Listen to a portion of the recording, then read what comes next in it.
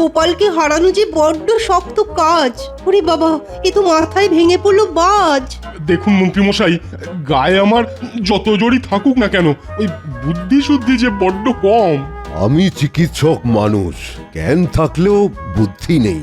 আহা, কি কথাই শোনালেন সব। বুদ্ধি নেই, বুদ্ধি নেই, ঠিক আছে। বুদ্ধির পরীক্ষায় আমি গোপালকে বুঝে নেব। মহারাজের কাছে প্রমাণ করে ছাড়বো যে গোপালের থেকে আমিও কিছু কম যাই না। আমি আপনার সাথে আছি মন্ত্রী মশাই, যেমন করেই হোক কাল গোপালকে একেবারে লেজেনাং গোবরা।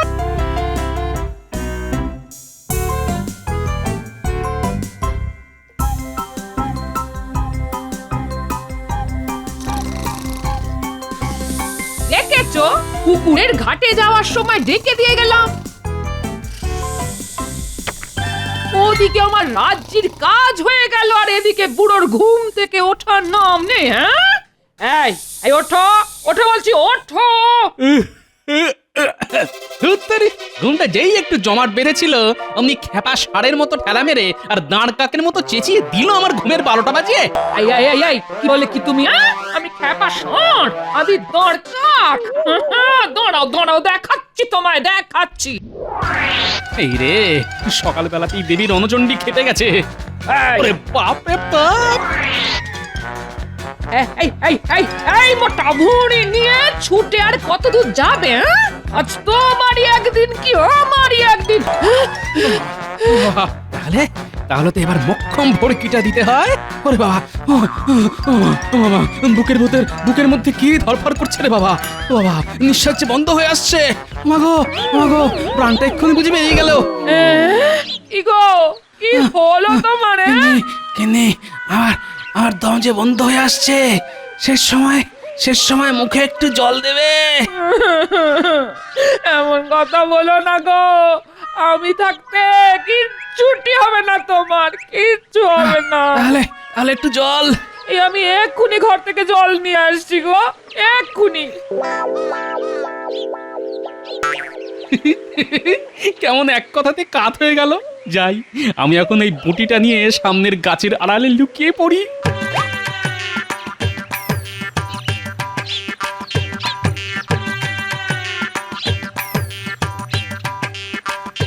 আরে মানুষটা কোথায় গেল? এই তো এখানে শুয়ে কাতরাচ্ছিল। গিন্নির টুকি। তুমি? হ্যাঁ, আমি জলজ্যান্ত। আমি তাহলে তোমার শ্বাসকষ্ট সেটা সত্যি নয়? তোমার বটির কোপ থেকে বাঁচার জন্য সবটাই ছিল অভিনয়। বুড়ো, তোমার পেটে পেটে এত। ঠিক আছে, একবার বাড়ি এসো, দেখো দেখো তখন তোমার কি করি। আহা, রাগ করছো কেন গিন্নি? তুমি আমায় কাটবে বলে বটি নিয়ে তাড়া করেছিলে, আর তোমার হাত থেকে বাঁচার জন্য আমি এই অভিনয়টা করেছিলাম। ব্যাস, সুদবোধ হয়ে গেল। চলো এখন বাড়ি যাই। গিন্নি গিন্নি, রাগলে না, এখনো তোমায় খুব সুন্দর লাগে গো। মরণ।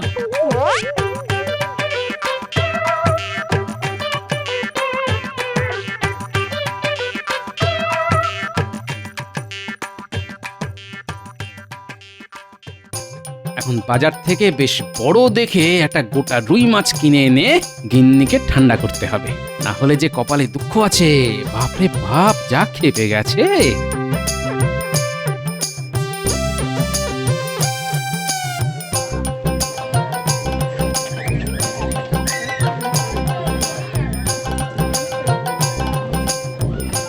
বাহ, বেশ সুন্দর রুই তো। হ্যাঁ গো ভাই, ওই বড় রুই মাছটা কততে দেবে? মাছটা আমি নিচ্ছি। এই রে চিল। কই কই কোথায়? কই আকাশের চিল কোথায়? চিল তো এখানে। কেমন টুক করে মাছটা তুলে নিল। গোপাল গোপাল, এটা কিন্তু ভালো হলো না। মাছটা আমি নেব বলেছিলাম। কিন্তু আমি যে তারও আগে দর করেছিলাম, তাই মাছের ওপর আমারই অধিকার। ভাই এখন আমি চলি। হ্যাঁ, দামটা না হয় কালকে এসেই দিয়ে যাব। কাজটা কিন্তু ভালো করলে না গোপাল, এর শোধ কিন্তু আমি তুলে নেব।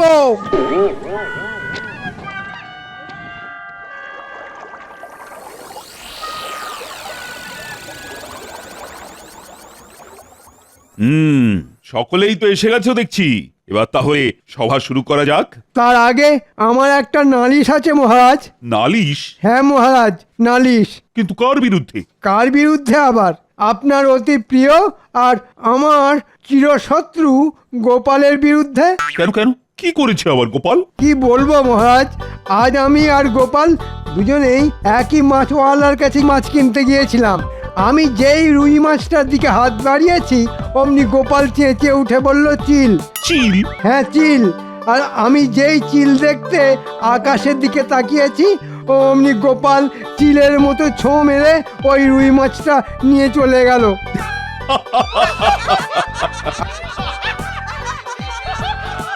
আপনি হাসছেন মহারাজ? তো হাসবো না, তোমার মতো একটা ধেড়ে লোককে চিলের ভড়কি দিয়ে গোপাল মাছ নিয়ে চলে গেল।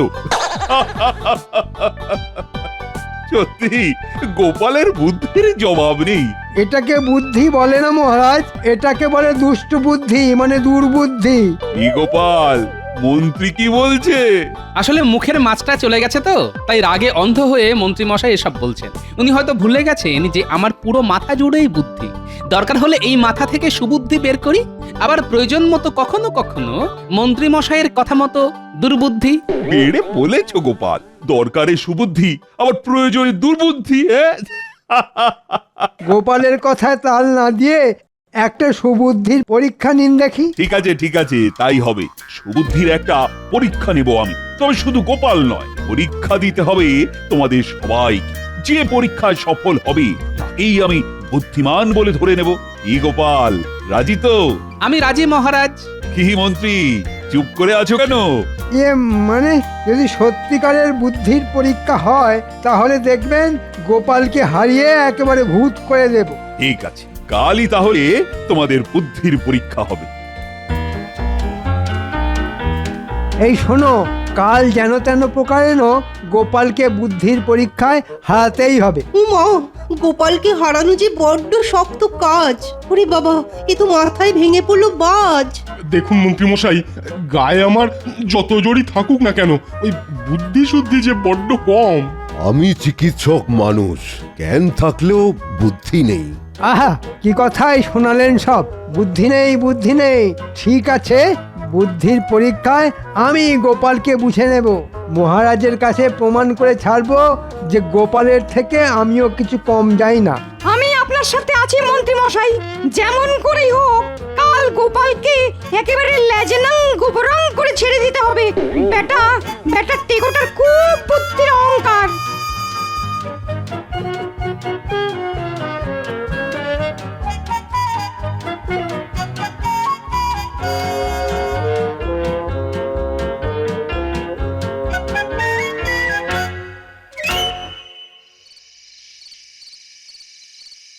কি মহারাজ, কি শুনছি কাল নাকি আপনি গোপালের বুদ্ধির পরীক্ষা নেবেন? শুধু গোপালের নয় রানী, পরীক্ষা নেব সকলের। দেখি কার বুদ্ধি সব থেকে বেশি। দেখবেন বুদ্ধির পরীক্ষায় গোপালই জিতবে। শুধু গোপাল গোপাল করো না তো রানী, কাল আমি এমন এক ধাঁধা দেব তাতে গোপালও না বেকায়দায় পড়ে যায়। তাহলে তো কাল আমাকেও সেখানে উপস্থিত থাকতে হচ্ছে। ঠিক আছে, কাল চলে এসো রাজসভায়।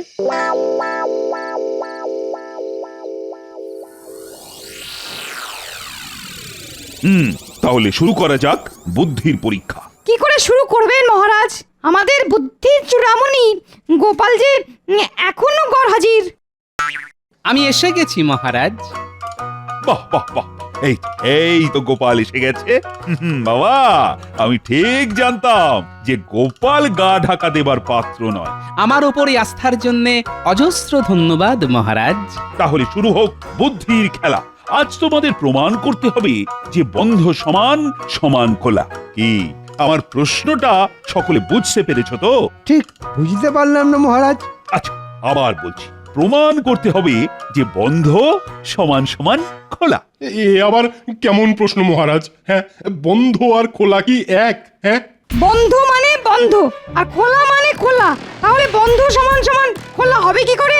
সেটাই তো প্রশ্নের মজা। যার ঘটে বুদ্ধি আছে সেই ঠিক প্রমাণ করে দিতে পারবে যে বন্ধ সমান সমান খোলা। কি মন্ত্রী, তুমি পারবে তো? ইয়ে হ্যাঁ মানে চেষ্টা করব মহারাজ। বেশ, তাহলে করো। কি গোপাল, তুমি কিছু বলো। আগে সকলে বলিনি, আমি না হয় সব থেকে শেষে বলবো। তাহলে চটপট বলে ফেলো, কারা কারা পার। আমি পারবো না মহারাজ। ও আমার দ্বারা হবে না, খুব শক্ত প্রশ্ন। না মহারাজ, আমি নাহি পারিব, কেবল দাঁড়িয়ে দাঁড়িয়ে হারিব। বুঝতে পেরেছি, তোমাদের কারো দ্বারা হবে না। কি মন্ত্রী? ইয়ে মানে আমি তো মনে মনে চেষ্টা করে যাচ্ছি মহারাজ। তোমার দৌড় আমি বুঝে গেছি। গোপাল, তুমি না হয় এই প্রশ্নের সমাধান করো। সমাধান তো করা যেতেই পারে মহারাজ, কিন্তু এই রাজসভায় দাঁড়িয়ে তো এই প্রশ্নের সমাধান করা যাবে না। ব্যাস হয়ে গেল গোপালের বাহানা। আরে বাবা, যে পারবে সে তো এখানে দাঁড়িয়েই সমাধান করতে পারবে। না মন্ত্রী মশাই, এ প্রশ্নের উত্তর হাতে কলমে করে দেখাতে হবে, আর তার জন্যে আমার চাই একটা বড় দরজা, একটা কৃষ্ণ ফলক ও খড়িমাটি। ওরে বাবা, এত সব! হ্যাঁ মহারাজ, এত সব। তাহলে চলো আমার ঘরের সামনে, বড় দরজা ওখানেই পেয়ে যাবে। কিন্তু এই মুহূর্তে কৃষ্ণ ফলক আর খড়িমাটি কোথায় পাওয়া যাবে? কোনো চিন্তা নেই মহারাজ, দুজন রক্ষী পাঠিয়ে দিন, তারা পাঠশালা থেকে কৃষ্ণ ফলক আর খড়িমাটি নিয়ে আসবে। রক্ষী! আজ্ঞা করুন মহারাজ। এক্ষুনি পাঠশালা থেকে কৃষ্ণ ফলক আর খড়িমাটি নিয়ে এসো। ঠিক আছে মহারাজ। কি গোপাল, এই দরজা চলবে তো? চলবে না মানে? একেবারে উড়ে উড়ে চলবে। বাহ, নিয়ে এসেছো, হ্যাঁ ঠিক আছে। এই দেওয়ালের গায়ে ঠেস দিয়ে দাঁড় করাও, আর খড়িমাটিটা আমার হাতে দাও।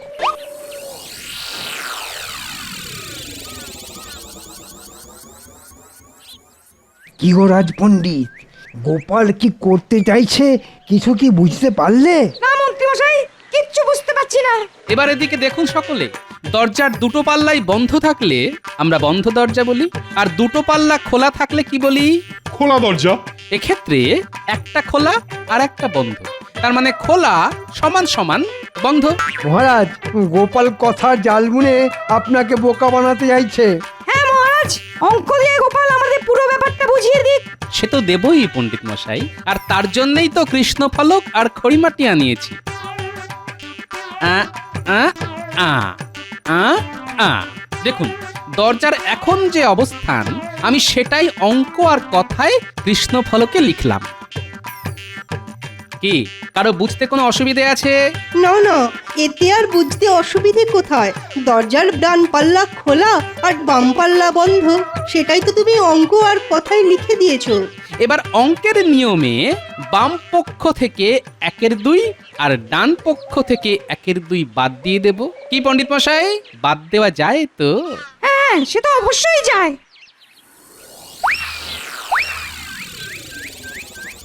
তাহলে এবার কি দাঁড়ালো? খোলা সমান সমান বন্ধ। বাহ বাহ বাহ, অঙ্কে কি মাথা! এই যে খুব সাবধান রাজপণ্ডিত, গোপাল পণ্ডিতি করতে শুরু করলে তো তোমার অন্ন খেয়ে নেবে দেখছি। সত্যি গোপালের বুদ্ধির কোনো তুলনা নেই, সত্যি। সবই আপনার আশীর্বাদ রানীমা। কি মন্ত্রী মশাই, দেখলেন তো? দরকার হলে এই মাথা থেকে সুবুদ্ধি বের করি, আবার প্রয়োজন মতো কখনো সখনো আপনার মতো দুর্বুদ্ধি। আচ্ছা গোপাল, তোমার এই যে বুদ্ধি, এটা কি জন্মগত নাকি এর জন্য চর্চা করেছো? পদের ধাড়ি মন্ত্রীকে পেঁচে ফেলবার জন্য এটা একটা মক্ষম সুযোগ। না না, ধ্যান করতে যাব কেন? ধ্যান করতে যাব কেন? তবে রোজ গোটা 25 করে কাঁচা লঙ্কা চিবিয়ে খাই। কাঁচা লঙ্কা চিবিয়ে খেলে বুদ্ধি বাড়ে বুঝি? আমিই তো তার জলজান্ত প্রমাণ মন্ত্রী মশাই। তাহলে মন্ত্রী কাঁচা লঙ্কা চিবিয়ে খেয়ে দেখবে নাকি? তাতে যদি তোমার বুদ্ধি একটু হলেও বাড়ে। আমি অনেক কাঁচা লঙ্কা খাই মহারাজ। ঘোড়ার ডিম খান, খেলে আর বুদ্ধির খেলায় বারবার আমার কাছে হেরে যেতেন না। তাহলে হয়ে যাক কাঁচা লঙ্কা খাবার প্রতিযোগিতা। তবে যে সে কাঁচা লঙ্কা খেলে হবে না, খেতে হবে আমার শ্বশুর বাড়ির গাছের লঙ্কা। কি বলবো, যা ঝাল না। ঠিক আছে ঠিক আছে, আমাকে এই ঝালের ভয় দেখিও না। আনো আনো তোমার শ্বশুর বাড়ির কাঁচা লঙ্কা। আজ এতগুলো মানুষের সামনে দাঁড়িয়ে বলছি, তুমি যটা খাবে আমি তার থেকে একটা হলে বেশি খাবো। যাক, মন্ত্রী তাহলে আমার কলে মাথা গলিয়েছে। তাহলে কালই হয়ে যাক। কাল তো হবে না মহারাজ, আসলে শ্বশুর বাড়ি থেকে আনতে তো দুদিন মতো লেগে যাবে। তাহলে দুদিন বাদেই হোক। ওই দুদিন কিন্তু আমি রাজসভায় আসতে পারবো না মহারাজ। ঠিক আছে, এই দুদিন তোমার ছুটি। বারে বা, দুদিন বেশ ফোকটে ছুটি মঞ্জুর হয়ে গেল। আমি তাহলে কালই কাঁচা লঙ্কা আনতে চলে যাব। আর 3 দিনের দিন প্রতিযোগিতা। একটা কথা মহারাজ, প্রতিযোগিতায় জিতলে কিছু পুরস্কার মিলবে তো? অবশ্যই মিলবে, গুনে গুনে 10টা মোহর। বাবা, 10 মোহর? ও আশায় ছাই ঢেলে দাও গোপাল, কারণ পুরস্কারটা আমি পাচ্ছি। দেখা যাক।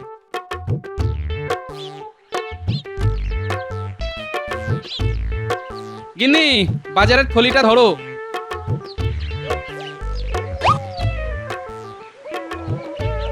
শোনো, ওর মধ্যে 52টা কাঁচা লঙ্কা আছে। একটা তুমি চিবিয়ে খাবে, আর বাকি 51টা যত্ন করে বাটির মধ্যে তুলে রাখবে। মরণ দশা, বলি আমি বা একটা খাবো কেন?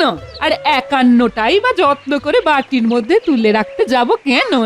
যা বলছি করো, করলে কানের দুল আর নাকের নাকছাবি গড়িয়ে দেব। সোনার নাক ছবি আর দুল আমি এক্ষুনি করছি, এক্ষুনি।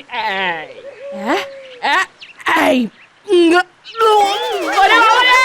বাবারে বাবা, কি ঝাল গো! চলে গেল চলে গেল চলে গেল, চিত থেকে রম্বতালু শব্দ চলে গেল চলে গেল চলে গেল। খানিকটা গুড় জল খেয়ে নাও গিন্নি, ঝাল মরে যাবে। কাল তাহলে যা জমবে না। কালই তো কাঁচা লঙ্কা খাওয়ার প্রতিযোগিতা। হ্যাঁ, আচ্ছা, গোপাল কি সত্যি সত্যি রোজ 25টা করে কাঁচা লঙ্কা চিবিয়ে খায়? হয়তো খায়। কিন্তু কোনো মানুষ কি 25টা করে কাঁচা লঙ্কা চিবিয়ে খেতে পারে?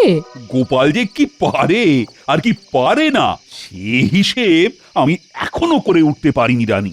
যাকে যাক, অনেক রাত হলো, এবার শুয়ে পড়ো।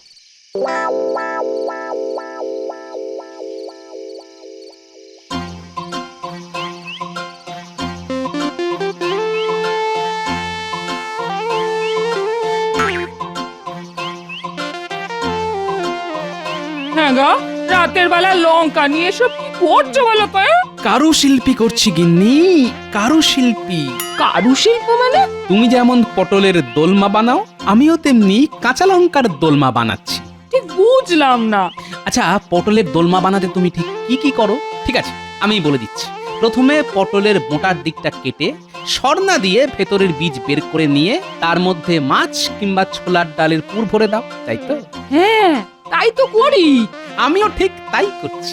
লঙ্কার ভেতর থেকে বীজ বের করে ঝোলা গুড়ের পুর ভরে দিচ্ছি। আর তুমি যেমন ময়দার আঠা দিয়ে পটলের কাটা মুখটা জুড়ে দাও, আমিও তেমনি চিটে গুড় দিয়ে লঙ্কার সাথে বোঁটা জুড়ে দিচ্ছি। যাও, বিরক্ত করো না তো, এখন আমায় 25টা লঙ্কার দোলমা বানাতে হবে। যাও যাও যাও। তাই মিষ্টি পটলে দোরমা দিয়ে কি হবে শুনি? কি খাবে? কেন, আমি খাবো। আর 10টা মোহর জিতে এনে তোমার কানের দুল আর নাকছাবি গড়িয়ে দেব। আচ্ছা, 51টা লঙ্কার মধ্যে থেকে 25টা লঙ্কার দোরমা বানাচ্ছ নাকি? বাকিগুলো কি করবে? ওখানেই তো আসল মজা। যাও যাও যাও, আর কথা না বাড়িয়ে আমার কাজ করতে দাও।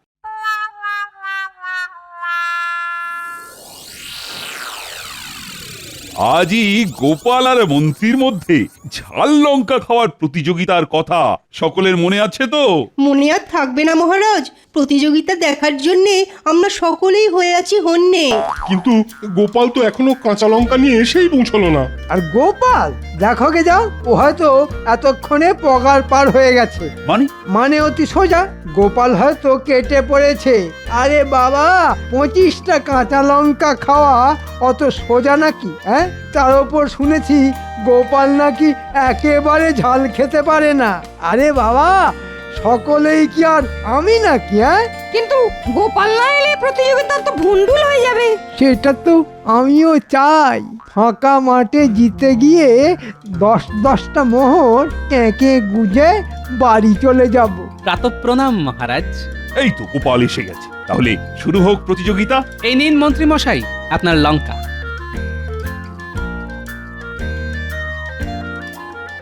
আর এটা আমার।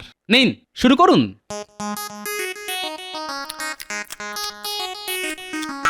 হ্যাঁ, ওরে বাবা, গোপাল তো কজমজ করে চিবিয়ে খাচ্ছে। হ্যাঁ।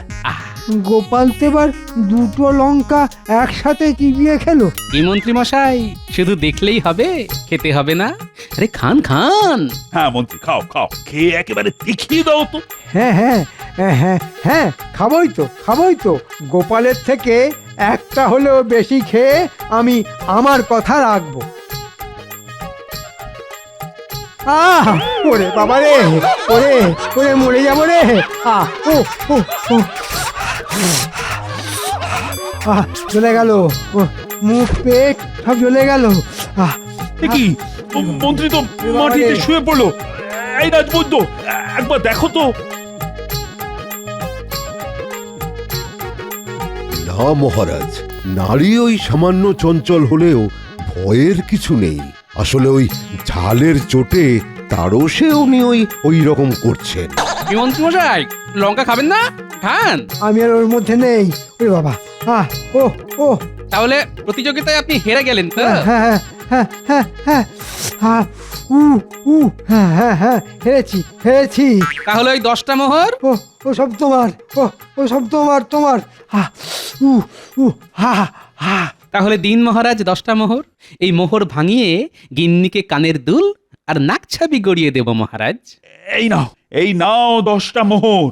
আচ্ছা গোপাল, আমি যতদূর জানি তাতে তুমি তো ঝাল খেতে পারো না। পারি না তো রানীমা। তাহলে টপাটপ করে এতগুলো ঝাল লঙ্কা খেলে কি করে? আগে ঝাল লঙ্কার পরিবর্তে আমি তো মিষ্টি লঙ্কা খেয়েছি রানীমা। মানে লঙ্কা আবার মিষ্টি হয় নাকি? মানে অতি সোজা মহারাজ। কাল সারা রাত জেগে আমি আমার ভাগের সব লঙ্কার পেট থেকে ঝাল বীজ বের করে তার ভেতর ঝোলা গুড় ভরে দিয়ে মিষ্টি করে নিয়েছি। আর সেই মিষ্টি লঙ্কাই তো এতক্ষণ মহানন্দে চিবিয়ে খেলাম। আর আসল ঝাল লঙ্কা খেয়ে মন্ত্রী মশাই কাত হয়ে গেলেন। গোপাল, তোমার পেটে পেটে এত